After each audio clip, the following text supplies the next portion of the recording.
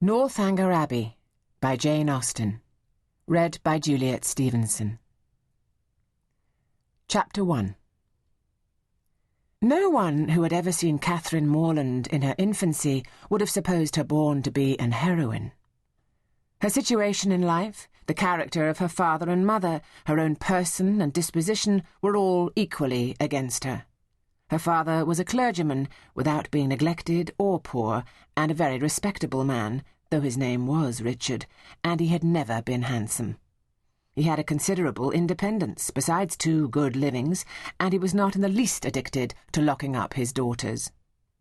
Her mother was a woman of useful, plain sense, with a good temper, and what is more remarkable, with a good constitution.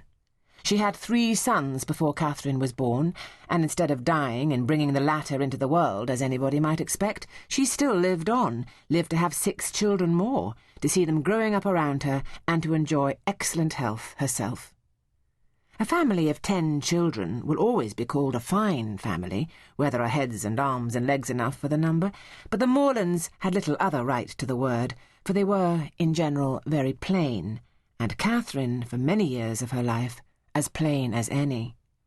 She had a thin, awkward figure, a sallow skin without colour, dark, lank hair, and strong features.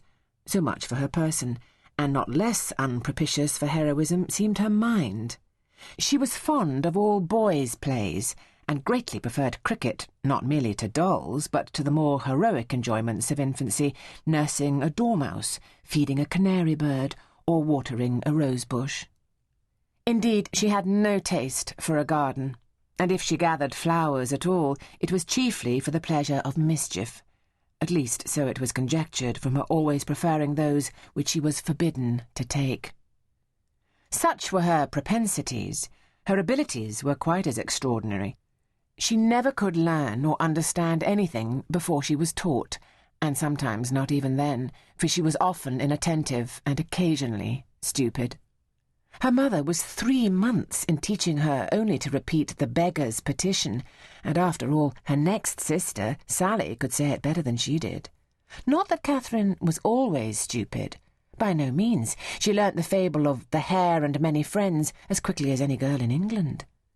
Her mother wished her to learn music, and Catherine was sure she should like it, for she was very fond of tinkling the keys of the old forlorn spinner. So at 8 years old she began. She learnt a year, and could not bear it, and Mrs. Morland, who did not insist on her daughters being accomplished in spite of incapacity or distaste, allowed her to leave off. The day which dismissed the music-master was one of the happiest of Catherine's life.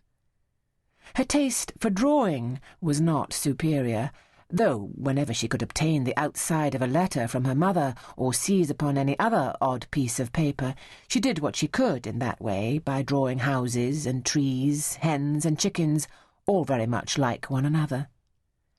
Writing and accounts she was taught by her father, French by her mother. Her proficiency in either was not remarkable, and she shirked her lessons in both whenever she could. What a strange, unaccountable character! For with all these symptoms of profligacy at 10 years old, she had neither a bad heart nor a bad temper, was seldom stubborn, scarcely ever quarrelsome, and very kind to the little ones, with few interruptions of tyranny. She was, moreover, noisy and wild, hated confinement and cleanliness, and loved nothing so well in the world as rolling down the green slope at the back of the house. Such was Catherine Morland at 10. At 15, appearances were mending. She began to curl her hair and long for balls. Her complexion improved, her features were softened by plumpness and colour, her eyes gained more animation, and her figure more consequence. Her love of dirt gave way to an inclination for finery, and she grew clean as she grew smart. She had now the pleasure of sometimes hearing her father and mother remark on her personal improvement. "Catherine grows quite a good-looking girl. She's almost pretty today," were words which caught her ears now and then, and how welcome were the sounds. To look almost pretty is an acquisition of higher delight to a girl who's been looking plain the first 15 years of her life than a beauty from her cradle can ever receive. Mrs. Morland was a very good woman and wished to see her children everything they ought to be. But her time was so much occupied in lying in and teaching the little ones that her elder daughters were inevitably left to shift for themselves, and it was not very wonderful that Catherine, who had by nature nothing heroic about her, should prefer cricket, baseball, riding on horseback, and running about the country at the age of 14 to books, or at least books of information. For provided that nothing like useful knowledge could be gained from them, provided they were all story and no reflection, she had never any objection to books at all. But from 15 to 17, she was in training for a heroine.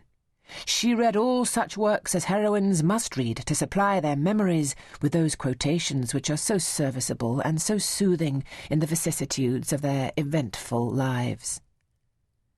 From Pope she learnt to censure those who bear about the mockery of woe. From Gray that many a flower is born to blush unseen and waste its fragrance on the desert air. From Thomson that it is a delightful task to teach the young idea how to shoot. And from Shakespeare she gained a great store of information, amongst the rest that trifles, light as air, are to the jealous confirmation strong as proofs of holy writ. That the poor beetle which we tread upon in corporal sufferance feels a pang as great as when a giant dies. And that a young woman in love always looks like Patience on a monument, smiling at grief. So far her improvement was sufficient, and in many other points she came on exceedingly well, for though she could not write sonnets, she brought herself to read them, and though there seemed no chance of her throwing a whole party into raptures by a prelude on the pianoforte of her own composition, she could listen to other people's performance with very little fatigue. Her greatest deficiency was in the pencil. She had no notion of drawing, not enough even to attempt a sketch of her lover's profile, that she might be detected in the design. There she fell miserably short of the true heroic height. At present she did not know her own poverty, for she had no lover to portray. She had reached the age of 17 without having seen one amiable youth who could call forth her sensibility, without having inspired one real passion, and without having excited even any admiration, but what was very moderate and very transient. This was strange indeed. But strange things may be generally accounted for if their cause be fairly searched out. There was not one lord in the neighbourhood. No, not even a baronet. There was not one family among their acquaintance who had reared and supported a boy accidentally found at their door. Not one young man whose origin was unknown.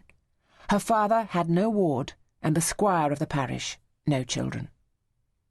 But when a young lady is to be a heroine, the perverseness of 40 surrounding families cannot prevent her. Something must and will happen to throw a hero in her way.